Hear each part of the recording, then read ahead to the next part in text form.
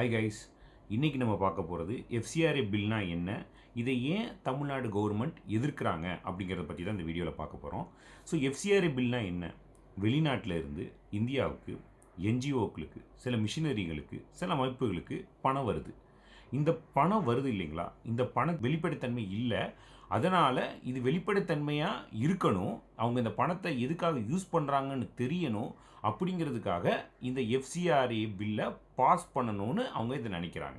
So இதை Tamil Nadu government ஏன் எதிர்க்கிறாங்க அப்படின்னு பார்த்தீங்கன்னா, இப்போது சப்போஸ் இந்த அமெண்ட்மெண்ட்டில் முக்கியமான விஷயம் என்னன்னு பார்த்தீங்கன்னா, இப்போ அந்த அமைப்பு இருக்காங்கல்ல, அந்த என்ஜிஓஸோ அந்த மிஷினரிஸோ அந்த அமைப்பு இருக்காங்க, ஏதாவது ஒரு விதிமீறல் ஏற்படுது, இல்லை அவங்களுடைய அந்த அமைப்பினுடைய லைசன்ஸ் கேன்சல் ஆகப்படுது அப்படின்னா என்ன ஆகும்னா, அவங்களுடைய அசட்ஸ் இருக்குல்ல, ஸ்கூல்ஸோ காலேஜோ ஏதோ ஹாஸ்பிட்டல்ஸோ ஏதோ ஒன்று இங்கே வச்சுருப்பாங்க, இது எல்லாத்தையுமே டைரெக்டாக மத்திய அரசு கையகப்படுத்திடுச்சுன்னா அது அவங்க என்ன சொல்கிறாங்களோ அதன் பிரகாரம் தான் நடக்கிற மாதிரி இருக்கும். இந்த மிஷினரிஸ்க்கும் இந்த அமைப்புகளுக்கும் இது தேவையில்லாத ஒரு ப்ராப்ளத்தை கிரியேட் பண்ணணும், இது கரெக்ட் கிடையாது அப்படிங்கிறது தான் இந்த தமிழ்நாடு கவர்மெண்ட் எதிர்க்கிறதுக்கு முக்கியமான காரணம். ஸோ இது தமிழ்நாடு கவர்மெண்ட் என்ன பண்ணியிருக்கு அப்படின்னு பார்த்தீங்கன்னா, ரீசெண்டாக நடந்த சட்டப்பேரவை இருக்குல்ல, இதுக்கு நம்ம முதலமைச்சர் விஜய் தீர்மானம் கொண்டு வரார். என்னன்னா, இந்த சட்டத்தை மத்திய அரசு திரும்பி பெற்றுக்கணும் அப்படின்னு சொல்லி இந்த சட்டத்தை கொண்டு வராரு.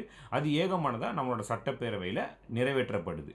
ஸோ இது எதனால் தமிழ்நாடு கவர்மெண்ட் எதிர்க்கிறாங்க அப்படின்னு பார்த்தீங்கன்னா, இது மத்திய அரசோடைய ஆளுமை இந்த சட்டத்தின் மீது அதிகமாக இருக்குது when compare to the state government அப்படிங்கிறது தான் இது தமிழ்நாடு கவர்மெண்ட் எதிர்க்கிறாங்க.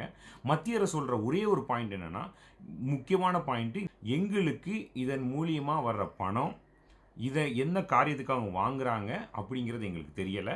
இந்த பணத்தை வச்சு அவங்க என்ன பண்ணுறாங்கங்கிறது எங்களுக்கு தெரியலை. நம்ம இந்தியாவோடைய நலனுக்கு எதிராகவும் இருக்குது சம்டைம்ஸ்.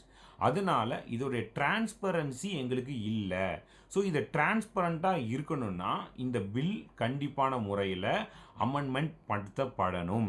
ஆனால் நம்ம கவர்மெண்ட்டு இல்லை இது நீங்கள் கொண்டு வந்தீங்கன்னா உங்களுடைய அதிகாரம் தான் அதிகமாக இருக்குது, இதில் என்ன வேணாலும் நடக்கக்கூடலாம், இந்த மிஷினரிஸ்க்கு இது ப்ராப்ளம் வரலாம், ஸோ அதனால் இதை நாங்கள் எதிர்க்கிறாங்க. ஸோ இதுதான் எஃப்சிஆர்ஏ பில்லை தமிழ்நாடு கவர்மெண்ட் எதிர்க்கிறதுக்கு உண்டான காரணம்.